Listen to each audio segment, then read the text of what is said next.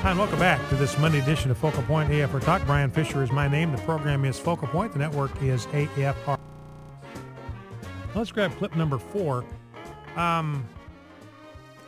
We've talked with you about the fact that once you break the definition, the threshold that marriage is a one-man, one-woman institution, there is no logical place to stop. There is no reason then not to legitimize and legalize every other possible combination of arrangements. And so it's just bad public policy, even if it was right to do it. Let's say that it was right to do it, and it's not. It's horribly wrong-headed to shred the definition of marriage as a man-woman institution, one man, one woman. Even if it was right to do that, which it's not, it would still be horrible public policy because it would lead to the legalization of all sorts of bizarre arrangements, and I'm going to illustrate you here in just a moment. We've already seen how Slate, this is a highly, on the left, a highly regarded publication on the left, Slate, one of the standard left-wing websites that people go to. And they had a long article from a woman just the other day, last week, arguing for polygamy as the natural outcome of this movement toward legalizing gay marriage. And we've said, look, this is the next step. We even got the founder of gay marriage in Denmark, I think, is where he's from. And he said, look, the next step is plural marriage. That's the next logical step in the process. You know, it's important for people to understand this, that because a lot of conservatives think, well, we gave them gay marriage, now they'll go away, or now we can finally put this behind us. And see, that's the pitch that a lot of activists are making to Republican lawmakers. Hey, look, it's inevitable. This is where it's going. We've lost the millennial generation. They've already conceded on gay marriage. They don't understand what the hang-up is. Just go ahead and accept it and get past this. You got to get beyond this. This is hanging you up. As if that was the last station on the road. It's not. It's just the second station on the road that's going to lead to polygamy. It's going to lead to incest being normalized. It's going to lead to pedophilia being normalized. It's going to lead to bestiality being legalized and normalized. You already have people arguing for that. I mean, it's hard to believe, but you've already got people arguing for the normality, the normalcy, the legalization of human beings having sex with animals. They're making a case for it. And they're making the same case for it in court that homosexuals made. Look, this is private. It's private sexual activity. It's nobody's business, not the state's business, what happens in the privacy of your own bedroom or your own barn. I mean, that's where they're coming from. So there's just no place to stop. That's kind of the whole point here. And this lesbian activist, her name is Masha Gessen, and she reveals here, this is a 2012 speech, so this is last year, but she exposes here what the ultimate agenda of homosexual activists is. You know, this is a bizarre thing because what we heard for decades from gay activists is, marriage is antiquated. It's an out-of-date institution. We don't want to get married. Who wants to get married? Marriage is a relic. It's an antique. And then what happened is they realized, hey, no, if we can convince people to normalize gay marriage, then there's all kinds of benefits and perks that we can get for ourselves. So all of a sudden they got on the marriage bandwagon. And then their message was marriage is great, marriage is terrific, marriage bonds people together. Why should we be denied the privilege of being bonded together in marriage? Because marriage is terrific. Listen, that's all that conservatives say. So they've just been all over the map on the argument. But here, lesbian Masha Gessen, she reveals what the ultimate goal of homosexual activists is, and it's basically a Marxist view, a socialist view of society. Let's listen. I agree. It's a no-brainer that we should have the right to marry. But I also think equally that it's a no-brainer that the institution of marriage should not exist. So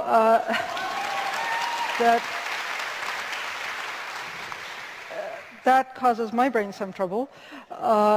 And part of it, why it causes me trouble, is because fighting for gay marriage generally involves lying about what we're going to do with marriage when we get there. Because we lie that the institution of marriage is not going to change. And that is a lie. The institution of marriage is going to change, and it should change. And again, I don't think it should exist. I don't like taking part in creating fictions about my life. That's sort of not what I had in mind when I came out 30 years ago. I have 3 kids who have 5 parents, more or less. And I don't see why they shouldn't have 5 parents legally. I don't see why we should choose 2 of those parents and make them into sanctioned couples. So she says, look, this is where we're headed. It is a no-brainer that the institution of marriage should not exist. And they loved her when she said that. And she said, I'm an example. I have 3 kids, and in my household, there are 5 parents. So we have a family that has 5 parents, one of whom is my brother, and he's part of my married arrangement, my domestic arrangement.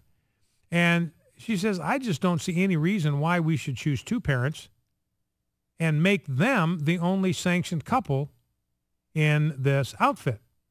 So in essence, what she's saying is, look, once you get to the point where anybody can marry anybody in any kind of quantity or any kind of arrangement, then what happens?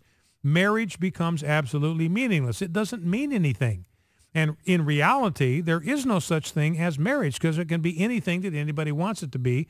So marriage just ceases to exist as an institution, and this is where they want to go. And remember, Marx was the one that had to destroy the nuclear family. He understood that the greatest threat to his utopian view of a society that was run by the elites, the people who knew better, made all the rules for everybody, is that the family represented the threat, the family and Christianity.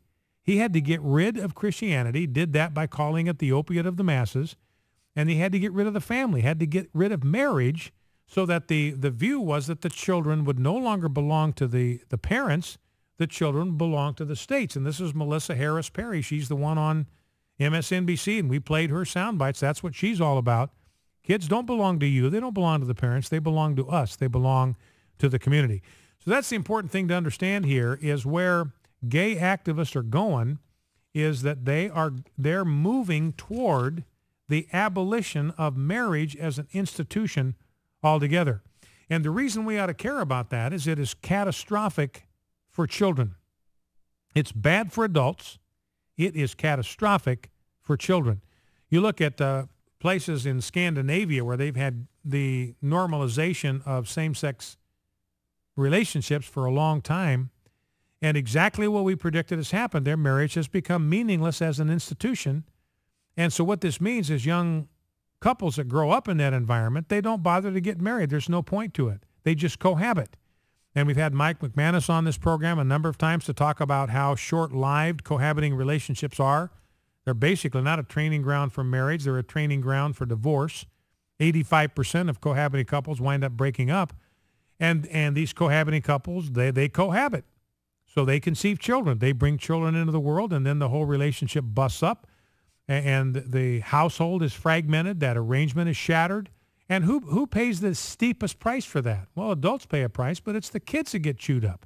It's helpless little children who have no say in the matter, and they're the ones that just get, their world just gets completely blown up when a divorce happens. It shatters their world. It's the death of a civilization. As somebody once said, every divorce, every breakup is a death of a small civilization. So anyway, I just wanted you to be aware of where they're going. They just want to keep pressing the envelope until marriage as an institution ceases to exist. We got to oppose that because we care about children. Now, while we got a little bit of time, Rob, why don't we grab clip number 9? This is Representative Hank Johnson.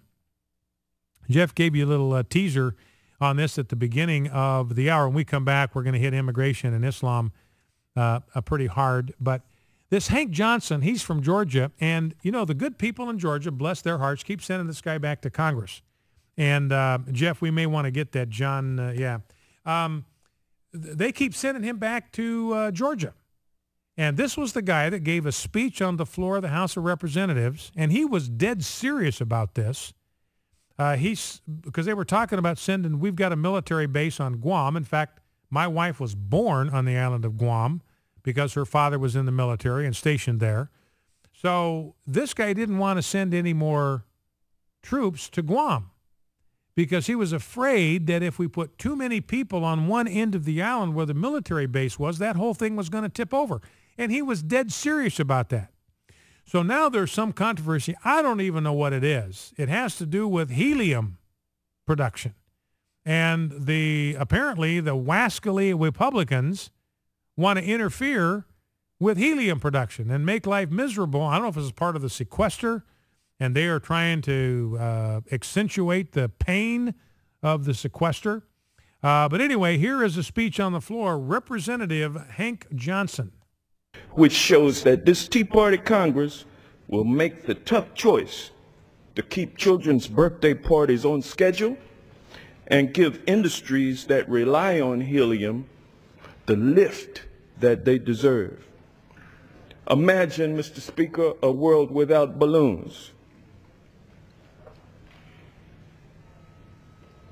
How can we make sure that the injustice of there being no helium for comedians to get that high-pitched voice that we all hold near and dear to our hearts? Imagine a world without balloons. In America, you have a right to be stupid. And you have a right to go to Congress. And you have the opportunity to be reelected time and time again by the people of whom John Kerry was just speaking. Now, you probably knew a little bit about this FAA fiasco that, again, President Obama had sent out orders at one point. I want you to make this thing hurt, this sequester. Even if there's a way around it, I don't want you to protect the American people from the sequester. I want you to engineer things so that the American people get hurt. I want you to inflict pain on the American people, whether you need to or not. Now, it turns out the FAA was doing that, and the director of the FAA said, I have no alternative to that. I have to do this. And we'll come back and talk about what the options the FAA had on the sequester when we get back. Focal Point AFR Talk.